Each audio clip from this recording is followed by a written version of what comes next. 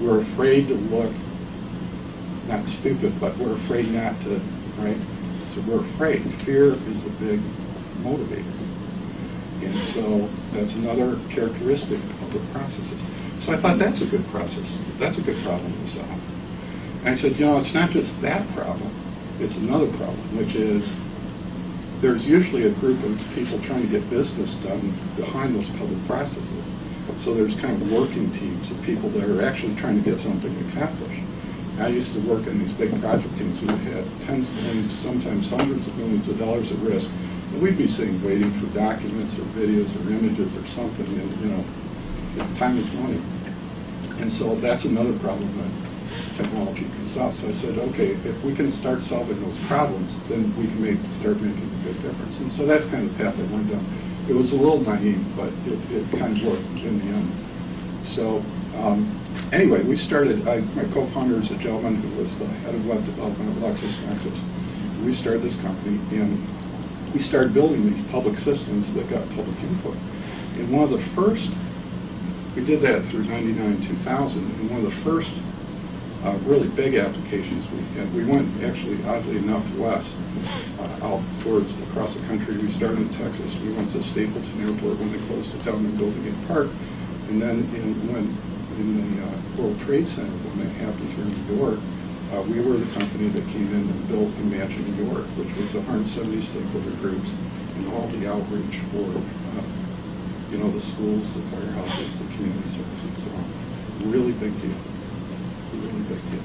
We got 200,000 comments, over 15,000 shared images where people were having dialogue about all the design and the redesign of everything in the World Trade Center. I would argue that that moment was really an inflection point in social media. That was really, it wasn't the Facebooks and the MySpaces and all that. That's not really what it was. It really was that point at which we as a country became more open to the dialogue. And that's where there was a lot of electronic interchange that mirrored real world interchange, right? And we did the Statue of Liberty in Flight 93. So in Flight 93, think about what happened in Flight 93 when it went down in Pennsylvania. You had multiple layers of networks. They call them hybrid networks. So you collected 1,000 designs from around the world, 1,000 designs from all over the world. So they were PowerPoints and narratives and audios and designed videos, and all types of elements, all data elements of design from all these design firms. And then they had to go into a closed working group that had to vet all the various designs. So they had federal, state, and local agencies trying to work together, all these various design firms trying to work together. Really big deal. Okay? How did they get that work done? And they're all over the world too. And then you had all the families of the victims, same thing. And then you had to expose them to the public, and you had to get all their input. See, another network, right? Another network. And then you had to make a choice and get it down to one out of 1,000 designs. Did you ever hear any controversy over Flight 93? You never did you? And that whole process from beginning to end took place in a year because they efficiently used networks and they were not technologists. That was two park rangers sitting in Shanksville, Pennsylvania with no technical training at all. Big networks. That's how powerful networks can be. So we moved from the public sector to major media. We were called in by CNN to build the Katrina Safe List. So you have all these people going through the hardship of a hurricane hitting in Louisiana and trying to coordinate communication and find out that their families are safe and so on and so on. Again, network behavior, everybody trying to help. Okay. We quickly moved across ABC, CBS. We built the largest media community on the web for Scripps Interactive, which was Rate My Space. Has anybody ever heard the Rate My Space community? That was conceived on a Sunday afternoon in April of 2006 in the back of a napkin in Carlsbad, California. And I'll talk a little bit about it here in a second. But anyway, media, using big networks of people helping others design their homes and make their lifestyles better, right? Big deal. huge, huge deal. Amazing. By the way, it illustrated, I'll jump to a best practice, it illustrated a very important point in networks. Sometimes networks give you emergent properties, things that you don't expect to happen. You don't expect them. So you know what happened in scripts. So what they did, if you're not familiar with that, is people put up pictures of their homes, like it could be a dining room, a bedroom, and they collaborate on design. The emergent property was, which they didn't expect was, and they had like 20,000 users, and they went to like 200,000 in a matter of 6 weeks. What do you suppose happened? Interior designers started commenting on the and helping the audience on their designs. Why would they do that? They were building portfolios. So all of a sudden, this community got really, really big. Nobody expected it to happen quite that way. But that's sometimes what happens when you're building these networks for your clients and for yourselves as businesses, emergent properties. And finally, we're working across big brands. And I'll tell you, the brands are really, really changing the game. Really changing the game.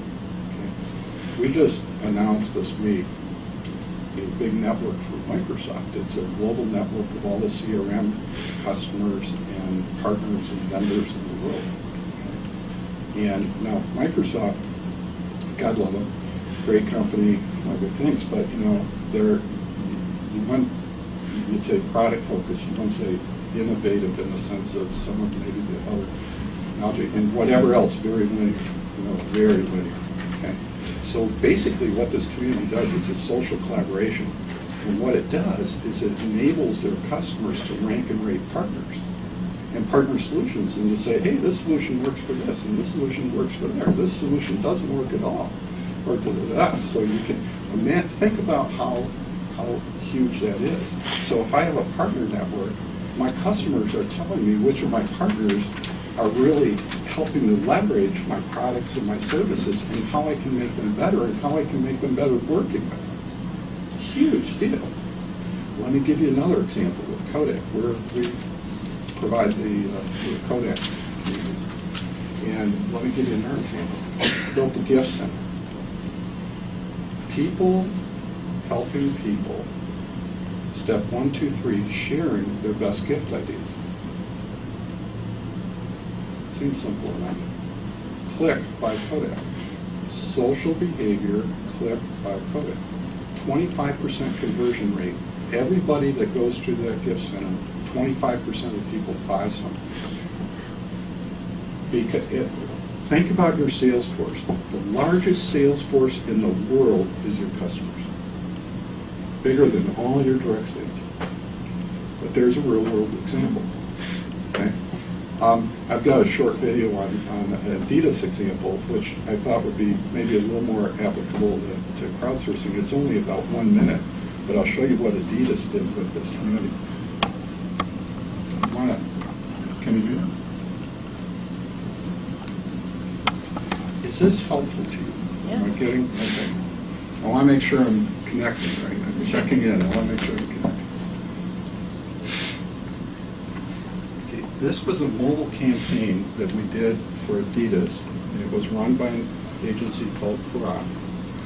And in Las Vegas at the NBA All-Star Game. So what I want to give you is what happened in Las Vegas. I'm going to tell you what happened in Las Vegas. Didn't stay in Las Vegas. And then where it went from here, which will give you a sense of how these communities and networks build.